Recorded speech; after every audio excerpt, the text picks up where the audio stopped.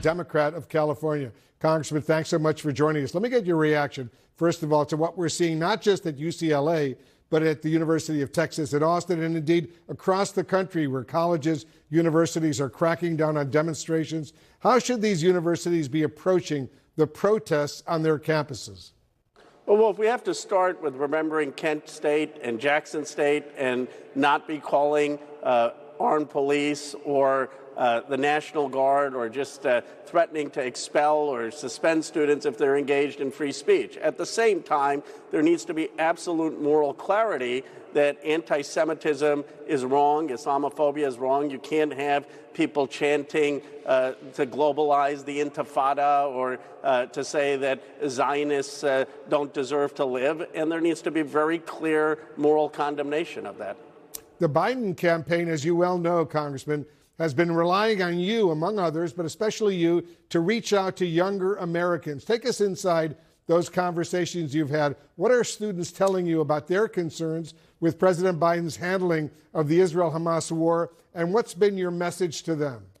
Well, one of the things I hope people would look at is I was in Wisconsin, and I went to 6 campuses, from Eau Claire to La Crosse to Stevens Point, and young people, Arab Americans and Jewish Americans, were having conversations in such a constructive, wonderful way. We're going to be putting out some of the videos because I don't think the American people understand how thoughtful some of the students are in many of the campuses. They see some of the protests. But look, I mean, the young people there had a concern about abortion rights. That was the #1 issue. They had a concern on economics. Of course, they're concerned about Gaza. They want the war to end. Many of them want a permanent ceasefire and a release of the hostages. And I've conveyed that to President Biden's team.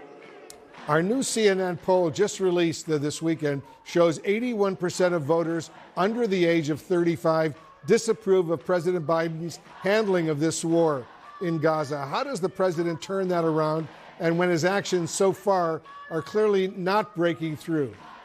Well, I think he's started to turn it around by holding Netanyahu accountable, by empathizing with the extraordinary loss of life of women and children. I know from talking to President Biden, standing there, seeing his expressions, that he feels the responsibility and the gravity. But the two things I think he needs to do is make it clear to Netanyahu that we cannot have offensive weapons if he goes into Rafah in defiance of what our military is saying is not a good strategic move. As you probably know, ahead of next week's State Department deadline to determine whether U.S. weapons are being used by Israel in line with international law, do you believe Israel has violated international law? And if so, what consequences should there be?